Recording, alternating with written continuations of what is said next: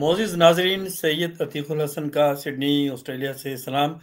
आज यहाँ इतवार का रोज़ है, 11 जून है और इस वक्त दोपहर के और सपहर के 4 बज के तकरीबन 15 मिनट होने वाले हैं। आज का मेरा मौजू और तबसरा घूमता है नज़रिया, इन्हिराफ, मुनाफ़िक़त, हुक्मरानी, कौमी फ़ुक़दान, बेज़मीरी, खामोशी, इसके गिर्द घूमता है। इन लफ्ज़ों के गिर्द मेरा तबसरा घूमता है और मैं तफ़सीली आपसे बात करूँगा। मेरी गुज़ारिश है कि आप इस वीलॉग को अच्छी तरह इसको सुनिए, देखिएगा, सुनिएगा और इस पे गौर कीजिएगा और इसमें जो मैंने रेफ़रेंसेस दिए हैं उसमें आपको जाकर स्टडी भी करनी पड़ेगी पाकिस्तान की तारीख़ के हवाले से। मेरी कोशिश होती है कि मैं आप लोगों को जो बयान करूं अपने तबसरे में, कुछ तारीख़ी हवालात दूं अपनी बात को मैं कॉन्फिडेंस पैदा करने के लिए और उसको कायल करने के लिए कि ये तारीख़ी हवालात हैं। मैं कोई अपनी तरफ से कहानी नहीं सुना रहा हूँ और हमारी तारीख़ जो है वो बहुत ही दर्दनाक है, मायूस कुन है, जो पाकिस्तानी देखना नहीं चाहते। पाकिस्तानी वो बात करते हैं जो उनको पाकिस्तान के मीडिया में, टेलीविज़न स्क्रीन्स पर नज़र आती है और पाकिस्तान का जो मीडिया है, चाहे वो प्रिंट मीडिया हो, इलेक्ट्रॉनिक मीडिया हो, ऑनलाइन मीडिया हो, सोशल मीडिया हो, उसमें आधे से ज़्यादा ख़बरें जो हैं वो किसी न किसी एक कमर्शियल इंटरेस्ट के साथ जुड़ी होती हैं, हक़ाइक़ कम होते हैं और उसके बाद फिर ये जो मीडिया है इस पर एक ही इदारे का कंट्रोल है जिसका कंट्रोल पूरे पाकिस्तान पर है पिछले 75 साल से। एक इदारा है जिसे कहते हैं पैमरा, वो भी फ़ौज के कंट्रोल में है, अदलिया है वो भी फ़ौज के कंट्रोल में है, ब्यूरोक्रेसी है वो भी फ़ौज के कंट्रोल में है और बाकी सारे इदारे भी फ़ौज के कंट्रोल में हैं। पार्लियामेंट जो बनती है उसमें जो लोग आते हैं वो भी सारे फ़ौज के कंट्रोल में होते हैं, उनके इधर-उधर वो हिल नहीं सकते। इसकी वजह क्या है, मैं आज इस पे बात करूँगा और मैं ये बात करूँगा कि पाकिस्तानी कौम जो है, पाकिस्तानी एक कौम क्यों ना बन सकी? जमहूरियत या फ़ौजी हाकमियत, करप्शन, मुनाफ़िक़त और ज़मीर फ़रोशी में फंसी हुई पाकिस्तानी कौम, ये मेरा आज का मौज़ू है। लिहाजा मैं तारीख़ी हवालात से ज़्यादा बात करूँगा, अगर लंबा हो जाए तो माज़रत, लेकिन मैं बात चाहूँगा कि मैं जितनी हो सके मुकम्मल करूँ। जल्दी में मैं वो बातें छोड़ दूँ, लेकिन ज़ाहिर है कि जो ये टॉपिक है बहुत लंबा है, लेकिन फिर भी मैं कोशिश करूँगा जितना इसको मैं जल्दी से इसको कर दूँ ताकि आप लोग आराम से देखें। लेकिन अगर आपको कोई 35-40 मिनट ख़राब करने पड़ें तो वो आप देखेंगे कि उसकी एक वैल्यू है। लिहाजा मेरी ये रिक्वेस्ट है, क्योंकि मैं सारी चीज़ों से को मिलाता हूँ, थोड़ा-सा रिसर्च करता हूँ, देखता हूँ कहाँ से बात शुरू की जाए, कहाँ ख़त्म की जाए और ये सारी बात जो है वो 30 से 40 मिनट में हो जाए। कभी-कभी 2-4 मिनट ज़्यादा भी हो जाते हैं, लेकिन कोशिश होती है कम हो। लेकिन मेरा मकसद ये होता है कि लोगों तक मेरा पैगाम पहुँचे तारीख़ के हवाले से और भले करंट अफ़ेयर्स पे मेरी ख़बरें ना हो, क्योंकि आप लोगों को पता चली जाती है। और दूसरी बात ये कि जब आज मीडिया की आजकल बात करते हैं तो ज़ाहिर है कि एक कंट्रोल्ड मीडिया है और इस तरह का कंट्रोल है जो कि दुनिया में किसी मुल्क में हुक्मरान जो है वो इस तरह से कंट्रोल नहीं करते, इस तरह से ज़बाबंदी नहीं करते। लेकिन फिर वो बात आ जाती है कि ये जो कुछ भी आप देख रहे हैं इस वक्त पाकिस्तान में हो रहा है और एक मखसूस पार्टी जो मेजॉरिटी में अक्सरियत में इस वक्त पाकिस्तान की आवाम जो है मेजॉरिटी में उसको सपोर्ट करती है, उसके लीडर को सपोर्ट करती है। जी हाँ, मैं इमरान खान की बात कर रहा हूँ। तो ये एक हकीकत है, ये इमरान खान के की प्रमोशन में बात नहीं करनी है। ये हकीकत है कि लोग उस इमरान खान ने लोगों के दिलों में अपना घर बना लिया है और अब वो दिलों से किस तरह निकलेगा, कोई और ऐसा शख्स या इदारा या कोई चीज़ें आएँ जो उनसे ज़्यादा मोहब्बत और ये साबित करें कि वो पाकिस्तान से मोहब्बत रखते हैं और पाकिस्तान की खातिर वो आवाम को आज़ादी भी देना चाहते हैं और आज़ादी दे भी रहे हैं, लेकिन ऐसा कुछ है नहीं। तो फिर बात सिर्फ ये है कि 75 साल से और हमारी मुल्क में, यानी कि पाकिस्तान की बात कर रहा हूँ मैं, उसमें हाकिमियत सिर्फ एक इदारे की रही है और वो है फ़ौज। और 75 सालों में इस तरह से कौम को, पाकिस्तान को, जो अब थर्ड जनरेशन है उनको तरबियत दी गई या उनको ट्रेनिंग दी गई या उनके जहन में बातें डाली गई, उनको हिप्नोटाइज किया गया कि जी सबसे बड़ी ताकत जो है वो फौज है। और लोगों ने ये एक्सेप्ट भी कर लिया कि जी हम फौज के खिलाफ कैसे बात कर सकते हैं। आज भी देखें हालात वही हैं जो 1960 में थे, 1958 में थे, 1970 में थे, 80 में थे, बदले नहीं है हालात। मैं उस पर आज बात करूंगा। तो होता यह है कि सियासत जो होती है जिसे हम कहते हैं वो कुछ अनासिर के ऊपर जो है ना वो सियासत घूमती है। और जो नजरियात होते हैं आप देखें कि ह्यूमन राइट्स के गिर्द घूमते हैं वो। उसमें फ्रीडम ऑफ फेथ भी आ गया, कल्चर भी आ गया, और लोगों के रस्म रिवाज भी हैं। और फिर लोग जो लीडर्स हैं, नजरियाती लीडर जो हैं, वो ये चाहते हैं कि उनके जो जिनकी वो नुमाइंदगी कर रहे हैं उनको इक्वल राइट्स मिलें, बगैर किसी कलर, रेस या हिस्टोरिकल रूट्स के या लैंग्वेज के तासुब के बगैर। और जहां आज़ादी नहीं मिलती किसी तबके को, तो उसमें से फिर नजरियाती लीडर पैदा होते हैं और वो जिद्दोजहद करते हैं कि उनके आवाम को हुकूक मिले, फ्रीडम मिले। बाई नेचर इंसान जो है ना वो चाहता है कि उसको फ्रीडम मिले, उसको फ्रीडम मिले, उसके जो जिसपे उसका फेथ है, जिस पे उसका ईमान है, उसको उसकी प्रैक्टिस करने में उसको फ्रीडम मिले। जो वो जबान बोलता है वो उसके ऊपर उसको फ्रीडम मिले। जिस जो कलर है उसकी स्किन का, उसको इक्वल ट्रीट किया जाए सारे दूसरे इंसानों से। और इसी तरह से जो उसके रस्म रिवाज हैं, खाने हैं और ओढ़ना लिबास है, उस सबको आज़ादी मिले दूसरों की तरह से।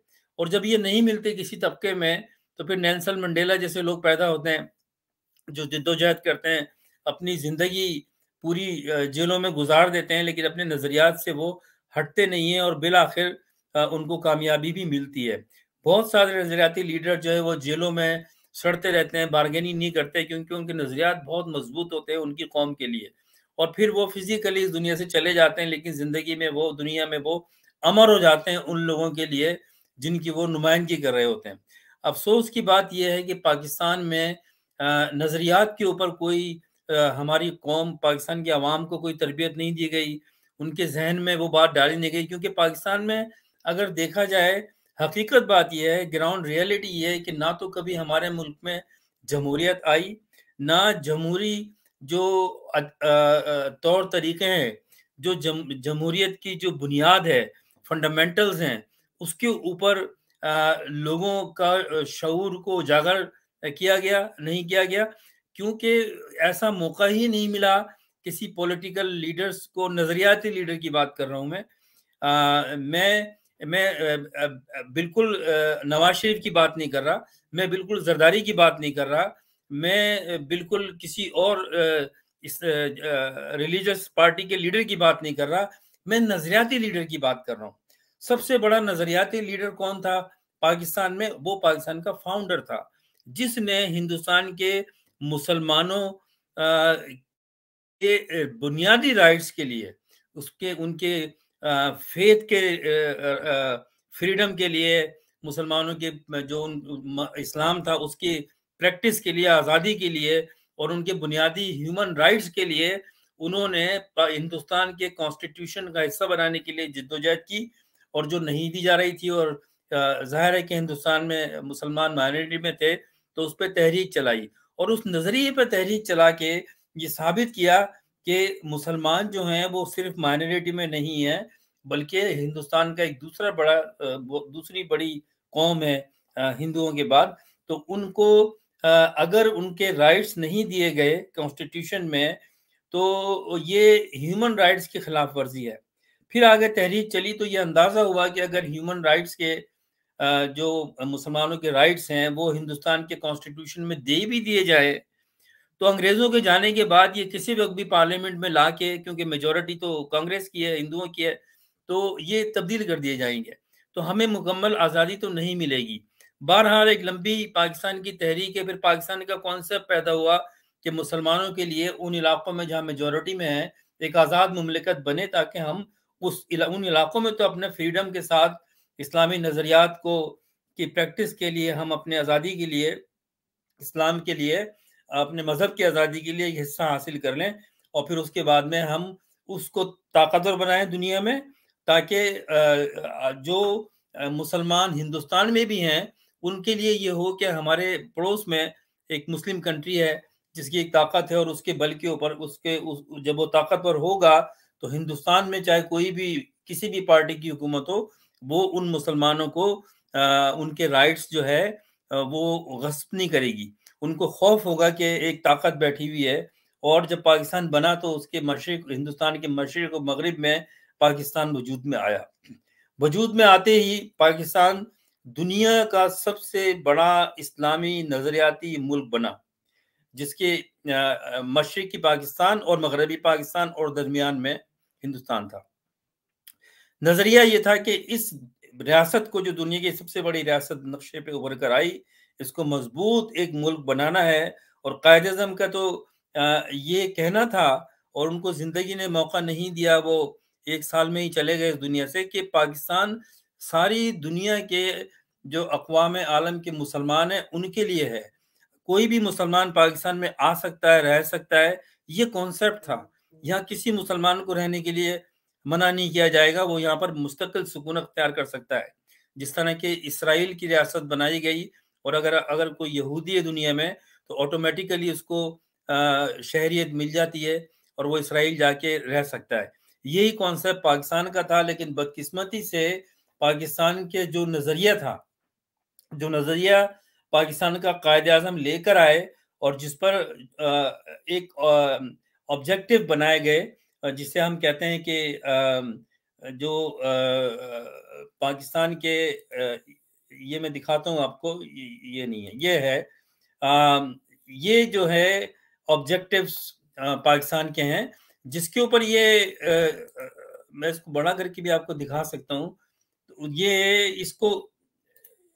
इसके पॉइंट्स हैं। 1 मिनट आप देखिएगा, मैं इसको जल्दी से निकालता हूँ, क्योंकि इसमें पढ़ने में आपको नहीं आएगा, तो मैं चाह रहा हूँ कि आपको मैं ये निकाल कर दिखाऊं कि ये इसकी बड़ा करके इसके स्क्रीन के ऊपर, ताकि आपको नजर आए कि ये क्या कौन सी, क्योंकि ये मैं क्यों इस पे टाइम लगा रहा हूँ, निकाल रहा हूँ आपको, कि असल चीज यहाँ से शुरू होती है, जहाँ जिसके लिए जो है ना वो सारी जो बेस है आजकल के प्रॉब्लम्स की, वो ये है जिस पे मैं आ रहा हूँ अभी।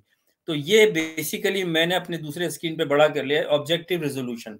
ये ऑब्जेक्टिव रेजोल्यूशन जो है वो 12 मार्च 1949 को इसको अप्रूव किया गया असेंबली से।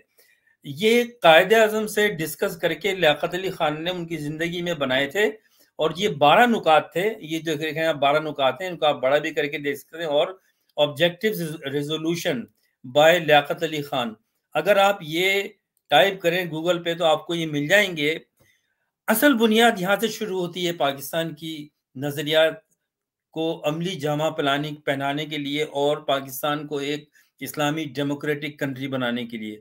ये वो ऑब्जेक्टिव रेजोल्यूशन था जिसकी बेस पे आगे जमहूरियत चलनी थी, पाकिस्तान आगे जाना था, कॉन्स्टिट्यूशन इस बेस पे बनना था। इसको पास करा लिया गया था और फिर इसको इम्प्लीमेंटेशन करनी थी असेंबली से, जिसकी बुनियाद पे फिर 56 का आइन बनाया गया। लेकिन कायदे आज़म को फिर उनको शहीद कर दिया गया, और ये अल्लामा इकबाल को शहीद कर दिया गया। और अल्लामा इकबाल, माफी चाहता हूँ, लियाकत अली खान को शहीद कर दिया गया। और लियाकत अली खान जो है वो ऑब्जेक्टिव रेजोल्यूशन पे काम नहीं कर सके, लेकिन उस वक्त जो पार्लियामेंट थी उन्होंने इस पे काम किया। और बिल्कुल पूरी तरह से इसी तरह से तो इम्प्लीमेंट नहीं हो सके, लेकिन उसमें कुछ चीजें बड़ी इंपॉर्टेंट थी जो कॉन्स्टिट्यूशन में 56 के रखी गई। फॉर एग्जाम्पल, पहला उसका था, sovereignty over the entire universe belongs to Allah Almighty alone, and the authority which He has delegated to the state of Pakistan through its people for being exercised within the limits prescribed by Him is a sacred trust। यानी कि पाकिस्तान में हाकमियत अल्लाह की है और उसके बाद इसमें जो निज़ाम है वो अल्लाह के बताए हुए रास्ते पर, यानी कि कुरान के बताए हुए रास्ते पर इसमें इम्प्लीमेंट होगा। और इसमें एक और जो इम्पोर्टेंट चीज़ है वो ये है कि Muslim shall be enabled to order their lives in the individual and collective spheres in accordance with the teachings and requirements of Islam, and as set out in the Holy Quran and Sunnah. Quran और सुन्नत के उसूलों के ऊपर आइन बनाया जाएगा और उसको चलाया जाएगा, मुल्क में नाफिज किया जाएगा डेमोक्रेसी को। इस तरह से और माइनॉरिटी के लिए बात है, और यह है Pakistan shall be a federation and it's constituent units will be autonomous. जो इसके सूबे होंगे वो ऑटोनोमस बॉडी होगी, लेकिन ये एक फेडरेशन होगा। ये 12 नुकात थे। और एक और इसका खास नुकात है, the independence of the judiciary shall be fully secured. इसकी जो जुडिशरी है, जो इंसाफ, जो अदलिया है, वो बिल्कुल इंडिपेंडेंट होगी। वो किसी पार्लियामेंट के अंडर नहीं होगी, वो किसी इदारे के अंडर नहीं होगी, वो किसी का हुक्म नहीं मानेगी, वो बिल्कुल इंडिपेंडेंट होगी। ये बात कायदे आजम ने भी कही थी अपनी जिंदगी में, और फिर लियाकत अली खान ने ये ऑब्जेक्टिव रेजोल्यूशन में इसको शामिल ये था, और इसी के बुनियाद के ऊपर आइन बनाया गया 56 का, और पाकिस्तान को उस आइन के तहत चलना था। तो ये बहुत जरूरी बात है। और इसमें और भी, यानी कि ये 12 नुकात जो है ना, वो पूरा निचोड़ है नजरिया पाकिस्तान का। पाकिस्तान जो बनाया गया, उस किस तरह से उसको चलाना था और डेमोक्रेसी लानी थी, वो इन 12 नुकात के अंदर है। तो मैं तमाम पाकिस्तानियों से रिक्वेस्ट करूंगा, और ये मेरा जो वीलॉग है, ये लोगों को देखें ये, कि ये वो चीज है जिस पर के पाकिस्तान खड़ा होना था।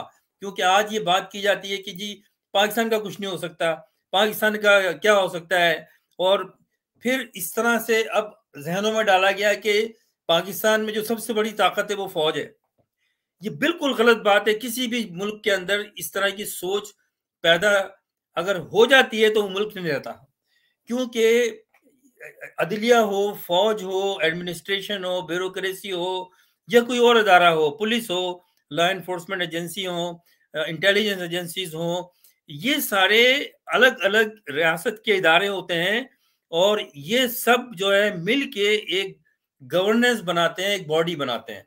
लेकिन जो पार्लियामेंट होती है वो कॉन्स्टिट्यूशन के तहत चलती है, और उसका सरबराह जो होता है, जिसको अवाम चुनते हैं, वो मुल्क का हाकिम होता है। बाकी सब उसके मातहत होते हैं। लेकिन क्योंकि 1956 में जब ये पार्लियामेंट चल रही थी, और वहां पर जाहिर है कि एक मशरकी पाकिस्तान से नुमाइंदे थे और मगरबी पाकिस्तान से थे। मेजोरिटी जो थी वो मशरकी पाकिस्तान के नुमाइंदों की थी, क्योंकि वहां पर पॉपुलेशन ज्यादा थी। तो उस असेंबली में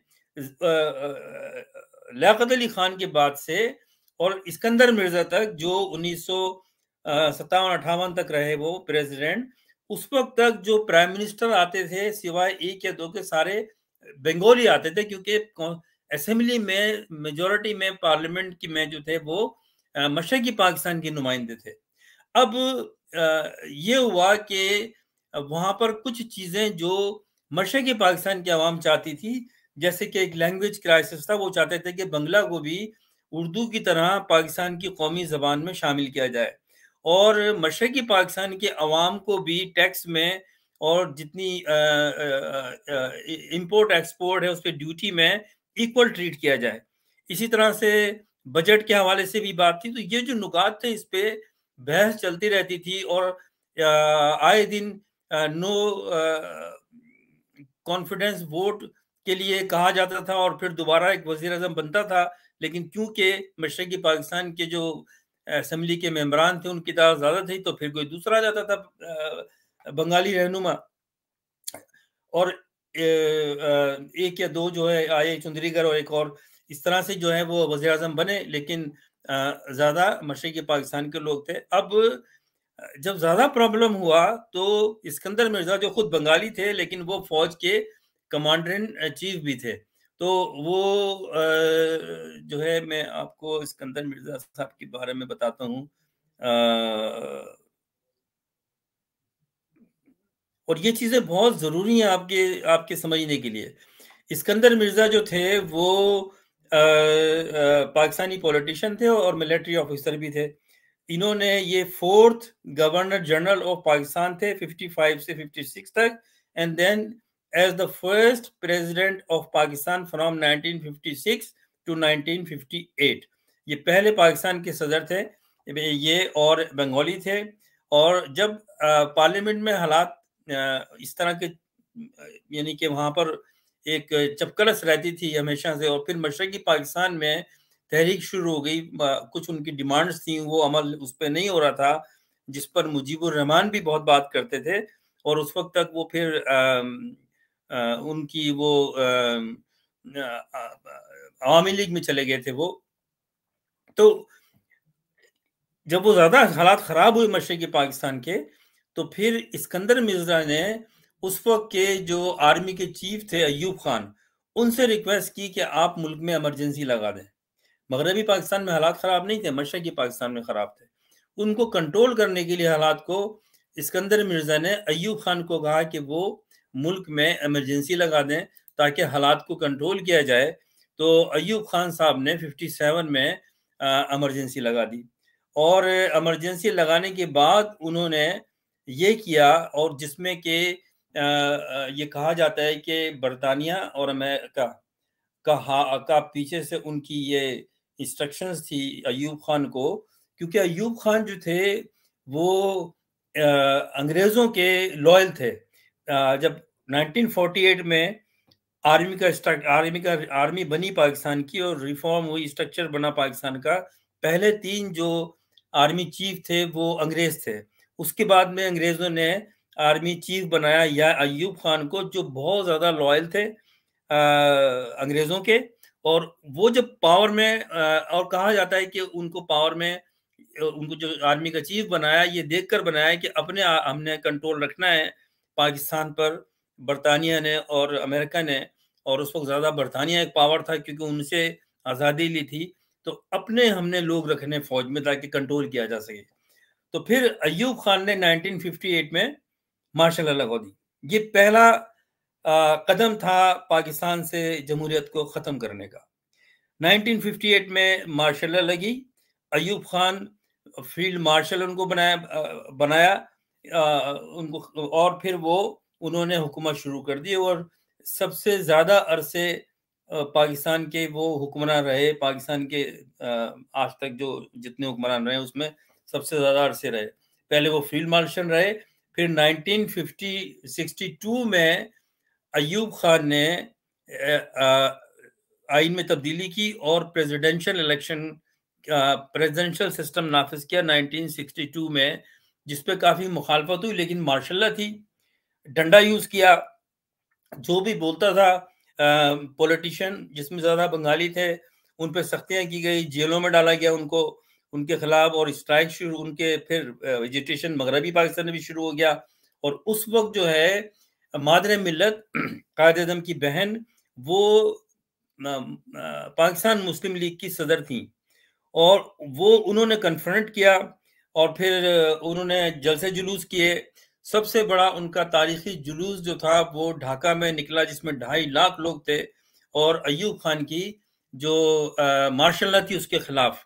और अयूब खान जो चाह कर रहे थे आइन में तब्दीली और प्रेसिडेंशियल ये सिस्टम बनाने का, क्योंकि वो पावर में रहना चाहते थे, उसके खिलाफ फातिमा जिन्ना डट के खड़ी हो गई। और फिर उनको मशरकी पाकिस्तान में बहुत बड़ी सपोर्ट मिली, और ये कैंपेन 3-4 साल चली। और फिर मजबूरन अयूब खान को 1965 में इलेक्शन कराने पड़े। जब 1965 में इलेक्शन कराए अयूब खान ने प्रेसिडेंशियल सिस्टम के अंदर, और जिसको वो कहते थे बेसिक डेमोक्रेसी, तो उसमें जो फातिमा जिन्ना थी, उन्होंने बहुत हार्ड टाइम दिया। और उसमें फिर अयूब खान ने, क्योंकि फौज का मार्शल लॉ थी, और आप मार्शल लॉ को अच्छी तरह समझ सकते हैं क्योंकि हमारे मुल्क में ज्यादा अरसे मार्शल लॉ ही रही है, उन्होंने अपनी ताकत से रिगिंग की। उसके बावजूद फातिमा जिन्ना जो है वो ढाका और कराची 2 जगह से इलेक्शन उन्होंने जीता। नाजरीन, ये बहुत इंपॉर्टेंट पॉइंट है जिसको आप जहन में रखिएगा। फातिमा जिन्ना मादरे मिल्लत ने इलेक्शन में हिस्सा लिया, और वो 2 जगह से जीती। कौन सी जगह से? एक कराची, और दूसरी कौन सी थी? ढाका। तो क्या हम ये कह सकते हैं कि बंगाली जो है वो गद्दार है, या गद्दार थे पाकिस्तान के? उन्होंने तो कॉन्टेस्ट लिया, वो तो अयूब खान के खिलाफ माशाल्लाह जो थे अयूब खान की, उसके खिलाफ सबसे ज्यादा जो हंगामे हुए, प्रोटेस्ट हुए, मशरकी पाकिस्तान में हुए। वो डेमोक्रेसी चाहते थे, वो इलेक्शन चाहते थे। और मुजीबुर रहमान जो मुस्लिम लीग में थे, फिर उन्होंने इसी वजह से वो अवामी लीग में चले गए। और अवामी लीग जिन्होंने बनाई थी, वो पाकिस्तान के वजीर आजम भी रहे, मेरे नाम अभी जहन में नहीं आ रहा, अभी आ जाता है थोड़ी देर में। उन्होंने पार्टी की बुनियाद रखी थी 48 में अवामी लीग की। लेकिन जब ये अयूब खान नहीं मान रहे थे, और माशाल्लाह उन्होंने लगाई भी थी और अपनी मर्जी कर रहे थे, लोगों को हुकूक नहीं मिल रहे थे और मशरकी पाकिस्तान के साथ तासुब हो रहा था, तो उन्होंने फिर अवामी लीग ज्वाइन कर ली और फिर वो सदर बन गए अवामी लीग के। और उन्होंने भरपूर तरीके से कैंपेन चलाई डेमोक्रेसी के लिए। उनकी कैंपेन मशरकी पाकिस्तान को अलग करने के लिए नहीं थी, बिल्कुल नहीं थी। वो चाहते थे कि मुल्क में दोबारा से डेमोक्रेसी आए, जैसी कि सिकंदर मिर्जा को निकाला गया उससे पहले थी। तो 1956-57 तक जब थी, 57 में इमरजेंसी अलग गई, तो वो यही चाहते थे। और वो अयूब खान की माशाल्लाह के खिलाफ थे, अयूब खान के खिलाफ थे। तो उन्होंने फातिमा जिन्ना के साथ मिलकर जिद्दोजहद की। फिर मजबूरन 1965 में इलेक्शन हुआ, और जैसे मैंने कहा उस इलेक्शन में बहुत भारी तादाद में रिगिंग की गई। फिर भी बहुत थोड़े नैरो मार्जिन से अयूब खान ने को डिक्लेयर किया गया कि जी वो, क्योंकि इलेक्शन वही करा रहे थे खुद, वो खुद प्रेसिडेंट थे और इलेक्शन करा रहे थे, सारी मशीनरी उनके पास थी। तो उन्होंने भरपूर तरीके से रिगिंग की। हम जो कहते हैं ना कि ये धांधली धांधली धांधली, ये तो वहीं से शुरू हुई है, फौज से शुरू हुई है। ये फौज ने कब्जा किया मुल्क के ऊपर और मार्शल लॉ नाफिज की, फिर प्रेसिडेंशियल सिस्टम नाफिज किया, फिर फातिमा जिन्ना को रिगिंग करके इलेक्शन में हराया। जबकि हालांकि होना ही चाहिए था कि अगर इलेक्शन भी करवाने हैं, अयूब खान को इक़्तिदार से बाहर आके किसी न्यूट्रल को बनाना चाहिए था और फिर इलेक्शन कराने चाहिए थे, लेकिन ऐसा नहीं हुआ। आज जो हम बात करते हैं ना, ये तो हम आज देख रहे हैं जो हो रहा है, लेकिन ये सिलसिले की कड़ी है पिछले 75 साल की। आपको ये जानने की जरूरत है कि क्यों ये सब कुछ हो रहा है, क्यों लोगों के जहन में डाल दिया है कि सबसे बड़ी पावर फौज है। ये फ्रॉड है, ये फ्रॉड है ये, और मैं आगे बताता हूं आपको आगे। उसके बाद में अयूब खान ने फिर कुछ ऐसी चीजें की इक़्तिदार में आने के बाद, और फातिमा जिन्ना पे मुकम्मल पाबंदी लगा दी गई मीडिया पे उनके बात करने के ऊपर, बिल्कुल पाबंदी लगा दी गई। उस वक्त रेडियो था, टेलीविजन नहीं था। 65 के बाद टेलीविजन आया, वो भी कुछ थोड़े टाइम के लिए आता था और ब्लैक एंड व्हाइट में, और न्यूज का बहुत छोटा सा पार्ट होता था। अखबारात में, रेडियो पर फातिमा जिन्ना पे मुकम्मल पाबंदी लगा दी गई। आज जो इमरान खान पे पाबंदी है, ये पाबंदी पहले फातिमा जिन्ना पे लगाई जा चुकी है, फौज ने लगाई है। इस बात को याद रखिए, ये इमरान खान के साथ नया नहीं हो रहा है, ये फातिमा जिन्ना के साथ हो चुका है। उन पे पाबंदी लगाई गई, उनको आइसोलेशन में डाला गया, उनके जलसों पे पाबंदी लगाई गई, और उनको बिल्कुल घर तक महदूद कर दिया गया, बिल्कुल इसी तरह से जो आज इमरान खान के साथ हो रहा है। तो मोहतरमा फातिमा जिन्ना, मादरे मिल्लत, कायद-ए-आज़म की बहन, उनके साथ ये हो चुका है। तो अगर आज इमरान खान के साथ हो रहा है, या इससे पहले कुछ और लोगों के साथ हुआ, तो ये तो इससे ज्यादा तो कर चुके हैं ये लोग, और यही इस तरह से हुकूमत चला रहे हैं 70-75 साल से। अवाम को बहुत सी चीजों का पता ही नहीं है, अब एक्सपोज हुई है चीजें ये।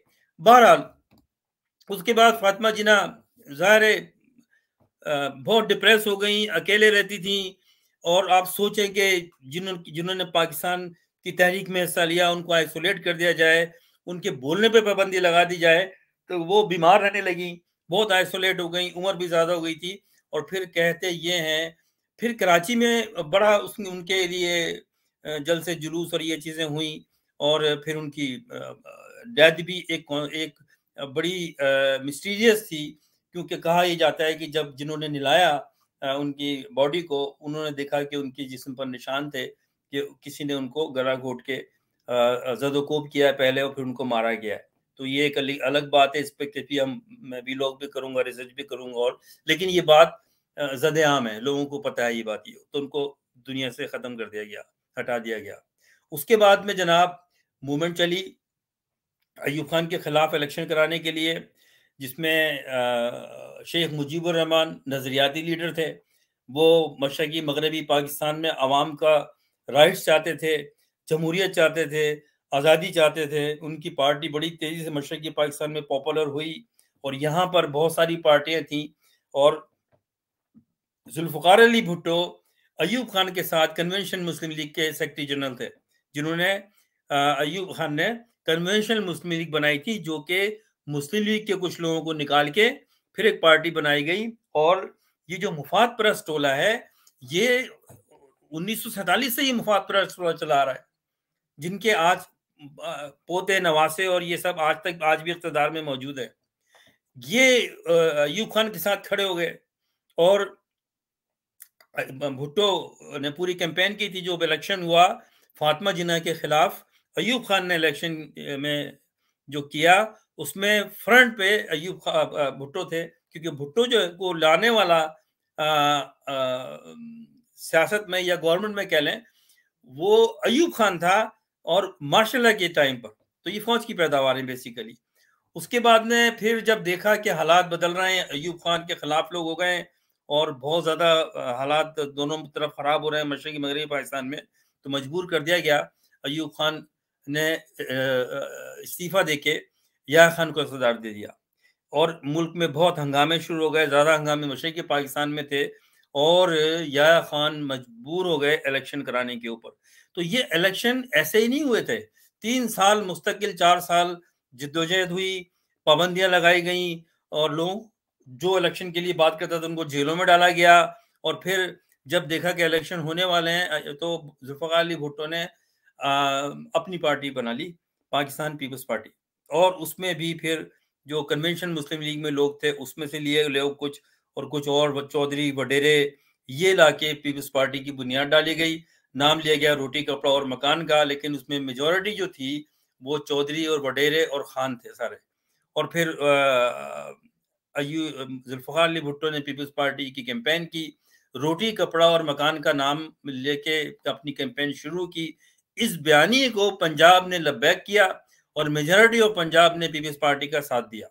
और फिर 1970 में एक इलेक्शन हुए दोनों हिस्सों में, मशरक़ी पाकिस्तान में, मगरबी पाकिस्तान में।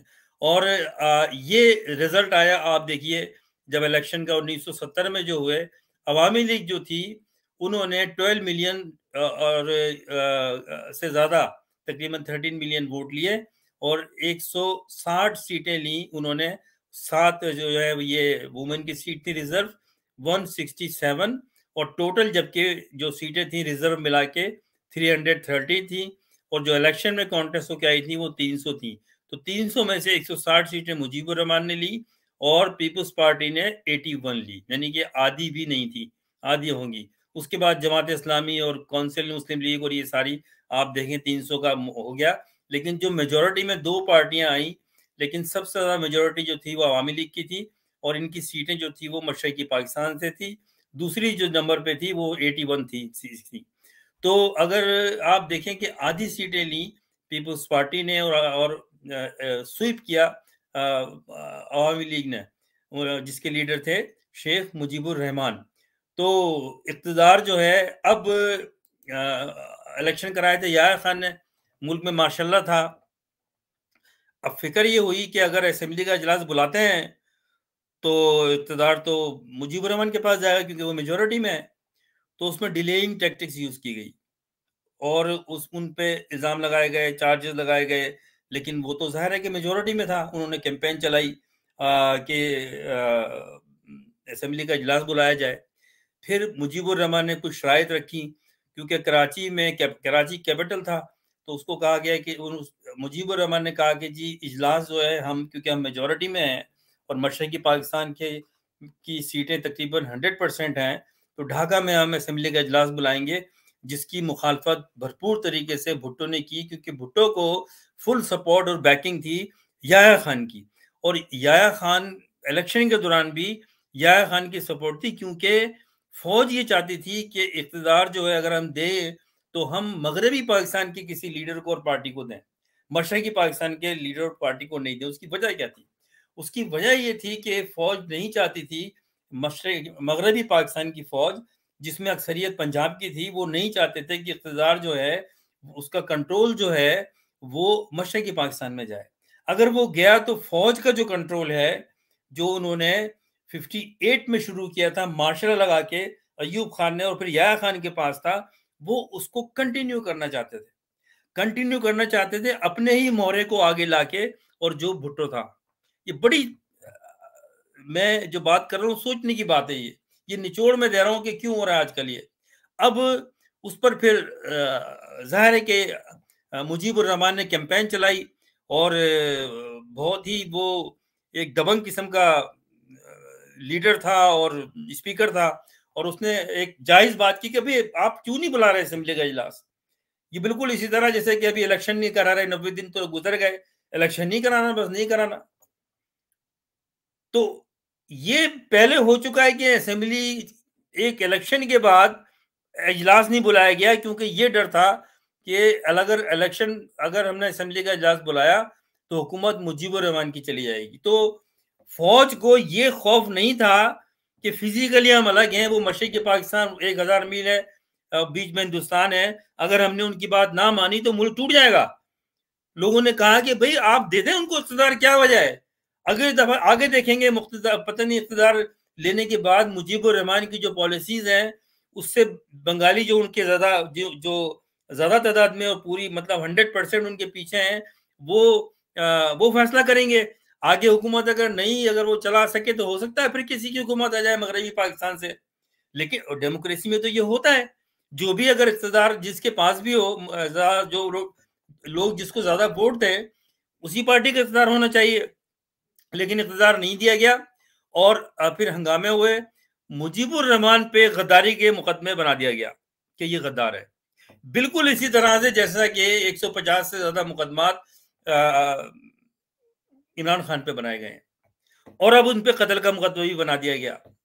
तो उसके बाद में गद्दारी के मुकदमा बना के जेल में डाल दिया गया कि ये गद्दार। अब सोचें आप, ये क्या जुल्म हुआ है हमारे मुल्क के साथ, और किसने किया है ये जुल्म। ये एक ही इदारा है जो 1958 से शुरू हुआ है, इसने किया है, और आज तक मुल्क में जमहूरियत आ नहीं सकती और आएगी भी नहीं, और आई भी नहीं है। तो फिर क्या हुआ कि वहाँ एक तहरीक शुरू हुई जो मशरक़ी पाकिस्तान की जो डाउनफॉल हुआ, मैं उस पर एक दो कर चुका हूँ वीडियोस वगैरह, और काफ़ी मेरे आर्टिकल्स हैं, तो मैं उसमें डिटेल में नहीं जाऊँगा। और बिल आखिर ये हुआ कि हिंदुस्तान ने सपोर्ट किया, एक मुक्ति बाहिनी के नाम से एक वहाँ पर जो है वो तहरीक शुरू की, एक पैरामिलिट्री फोर्स टाइप बनी, और उन्होंने फिर फौज के साथ जंग की पाकिस्तान के, और पाकिस्तान के 73,000 फौजियों ने जनरल न्याजी के कमांड में हथियार डाले हिंदुस्तान की फौज के आगे, बांग्लादेश बन गया।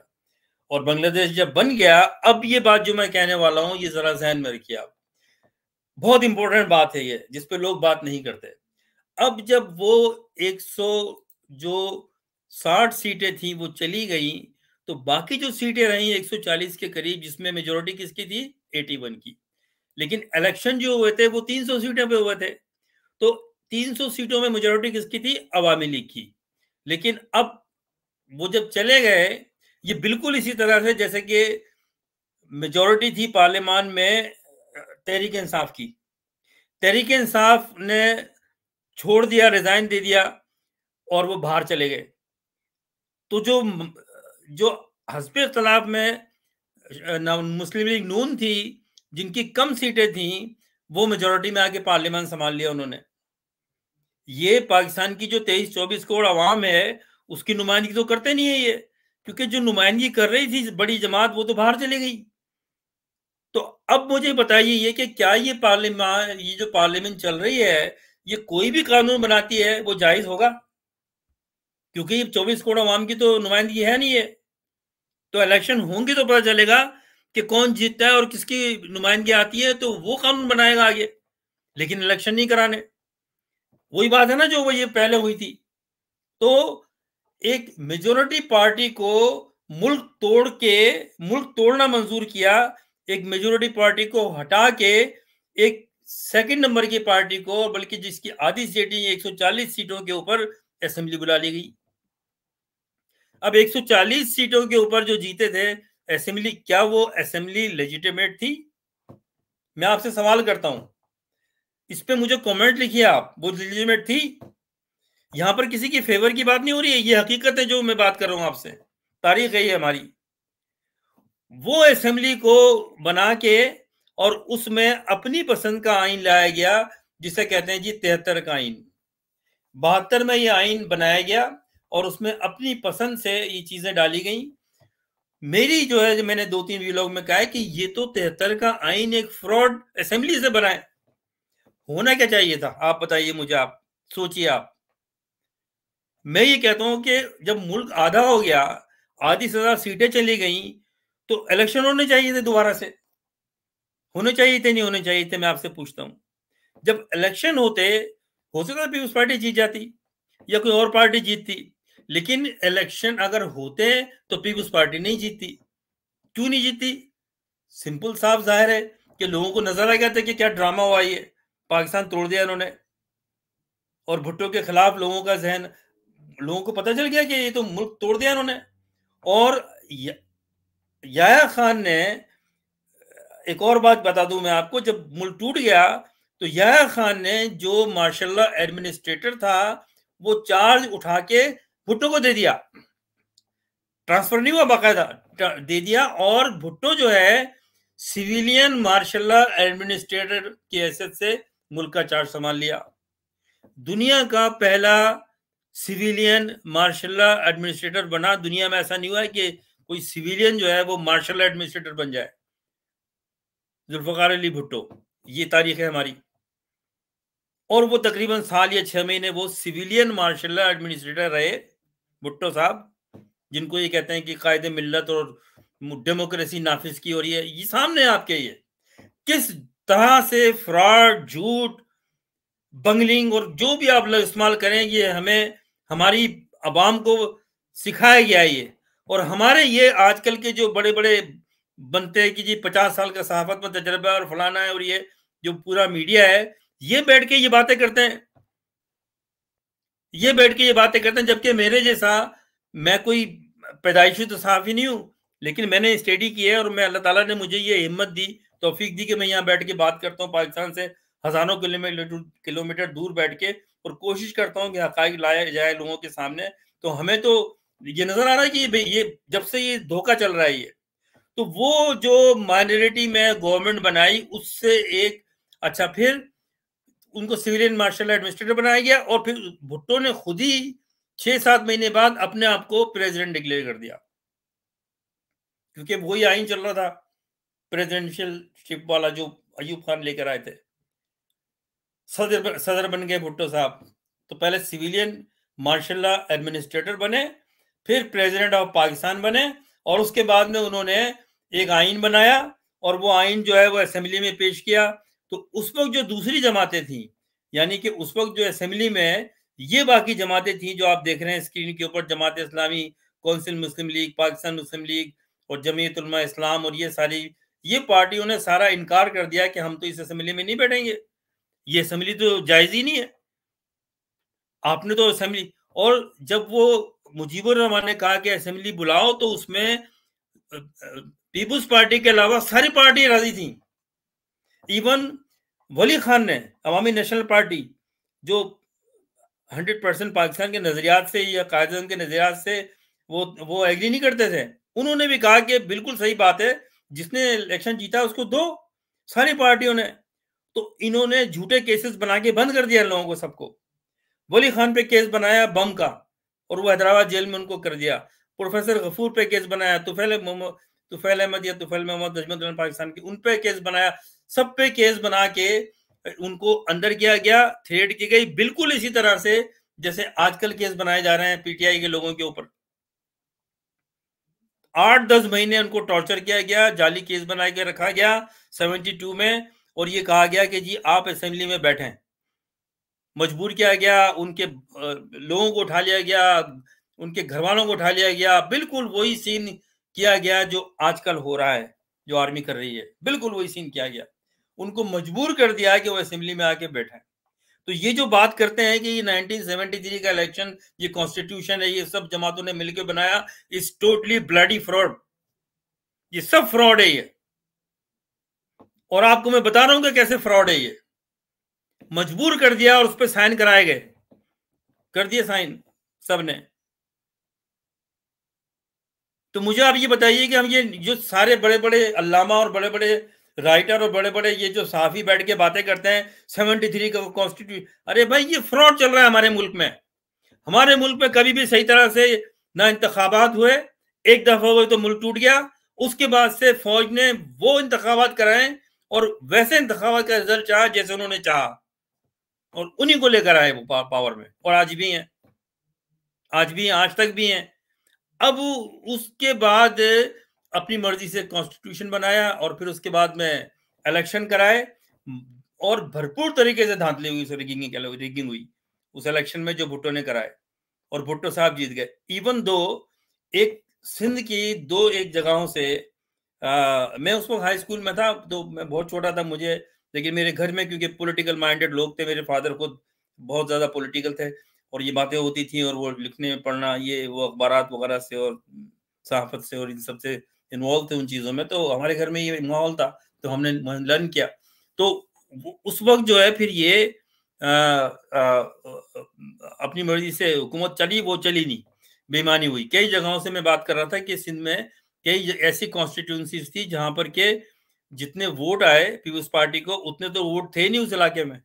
इस तरह से छापे लगा के इख्तिदार में आए अयूब खान साहब, सॉरी जुल्फ़िकार अली भुट्टो, और उसके बाद में फिर देखा आपने वो आगे चला, फिर मार्शल लगी और अयूब खान का दौर आया, ज़िया-उल-हक का दौर आया, और ज़िया-उल-हक ने फिर एक और ड्रामा किया, फिर ज़िया-उल-हक ने अपना 10 साल इख्तिदार किया, उसके बाद में फिर ये जो फौज की पैदावार है नवाज शरीफ और बेनज़ीर, ये फौज की पैदावार है सारे, ये सब फौज की। लोग कहते हैं कि जी बेनज़ीर बहुत बड़ी लीडर थी, और मैं नहीं मानता। मैं क्योंकि बहुत ज़्यादा वीलॉग हो गया, कभी बात करूँगा, लेकिन मैंने बहुत आर्टिकल भी लिखे हैं कि 2 दफ़ा प्राइम मिनिस्टर बनी बेनज़ीर भुट्टो, कौन से चार्जेस पे वो गई हैं वो? बताएँ मुझे आप।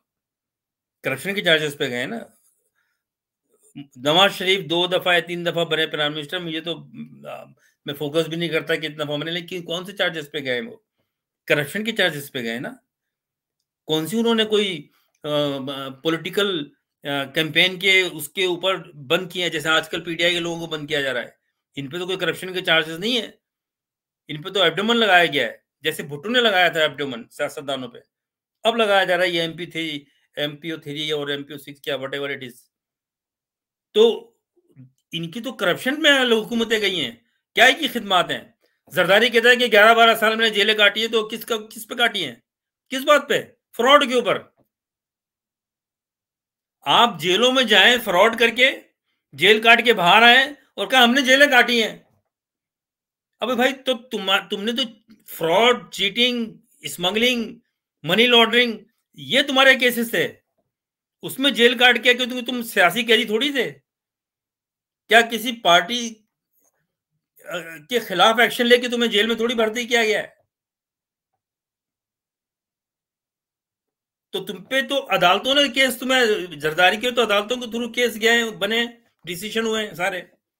जैसे कि नवाज शरीफ पे केस अदालतों से सजा हुई है उसको, जो भाग गया वो, और भगाया किसने, बताया मुझे आप, किसने भगाया?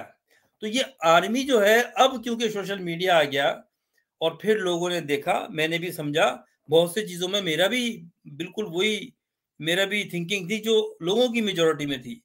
लेकिन फिर जब हमने देखा, पढ़ा चीजों को, और आज नौजवान को भी पता है कि ये सारा ड्रामा सिर्फ एक इदारा है जिसने ये समझा हुआ है कि ये मुल्क मेरा है, ये मुल्क हमारा है। और मैं बताऊं आपको, पाकिस्तान की आवाम कभी फौज के खिलाफ नहीं रही।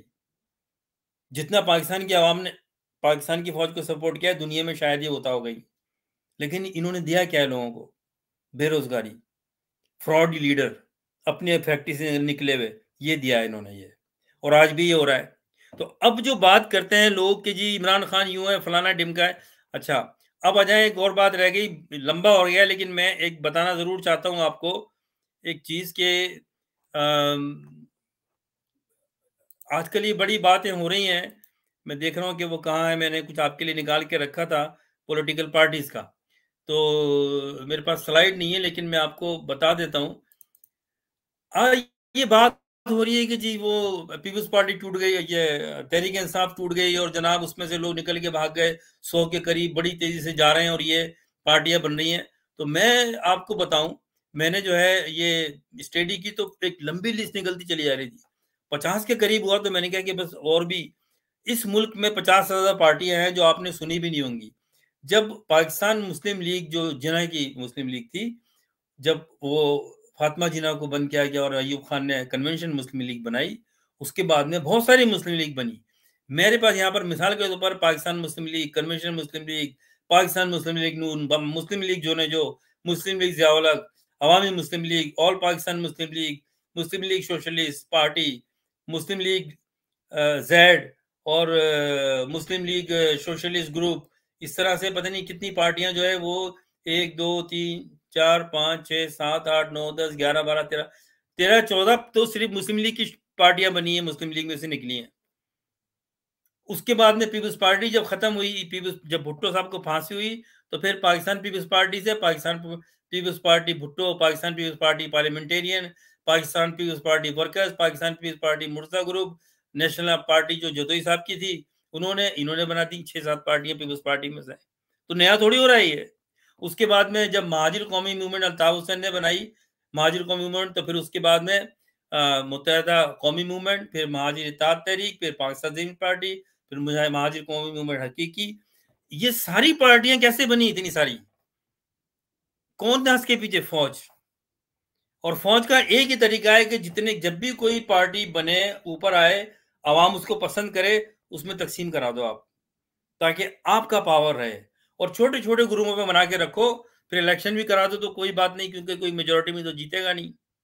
अब एक पार्टी ऊपर आई जिसकी मेजोरिटी चारों सूबों में है, तो उसको क्रैश करना है। यही धंधा करते आ रहे हैं 58 से। इसी तरह से आप देखें कि बहुत सारी पार्टियां थी, इस्लामी पार्टियां, फिर और तो तकरीबन 50-60 पार्टियां हैं। और मेरे पास बड़ी लिस्ट है, अब बहुत ज़्यादा हो गया, फिर इंशाल्लाह मैं बात करूंगा। तकरीबन कोई 70-80 पार्टियां हैं पाकिस्तान में। उसमें से जो बड़ी पार्टियां हैं उनकी 7-8 पार्टी ग्रुप बना दिए पार्टियों के। और ये सब जो है वो जिसे कहते हैं एस्टेब्लिशमेंट, उन्होंने बनाई है ये। जब हम एस्टेब्लिशमेंट की बात करते हैं तो फौज की बात होती है। जब फौज की बात करते हैं, आम किसी जूनियर फौजी की बात नहीं हो रही होती, ना किसी सोल्जर की बात होती है। ये वो जर्नल एंड डिसीजन मेकर जो ऊपर बैठे हुए हैं, वो ये कर रहे हैं, और अभी भी हो रहा है। तो कोई ताज्जुब नहीं होना चाहिए जो इमरान खान के खिलाफ हो रहा है, क्योंकि ये 60 साल से होता हुआ आ रहा है और ये साफ कर देता है। फिर मैं बात करूंगा भुट्टो साहब का भी फिर दौर आया, जब उन्होंने कुछ नजरियात के लेके चले और फिर वर्ल्ड स्क्रीन पे आए। लेकिन जाहिर है कि जो एक कद और काट इमरान खान का है इंटरनेशनली, आज यहाँ पर भी अगर पाकिस्तान को कोई जानता है तो इमरान खान को जानता है। मैं इस पर फिर कंटिन्यू करूंगा, लंबा हो गया है, इसको जरूर देखिएगा। ये आपके 53 मिनट का हो गया है, लेकिन मेरी रिक्वेस्ट है इसको देखिए। मैं इसी से कंटिन्यू करूंगा, कुछ पॉइंट्स मेरे और थे, मैं चाहता था कि वो भी कवर हो जाएं, ताकि आपको जरूरी ये बताना कि क्यों हो रहा है इमरान खान के साथ ये ऐसा। ये मजाक नहीं है जो लोग बैठ के महफिलों में मजाक करते हैं कि जी इसको फौज यूं कर देगी, अब फौज देखिए, अब फौज क्या हाथ आ गया। फौज तो नौकर होनी चाहिए ना, कैसे बात करते हैं आप लोग ये?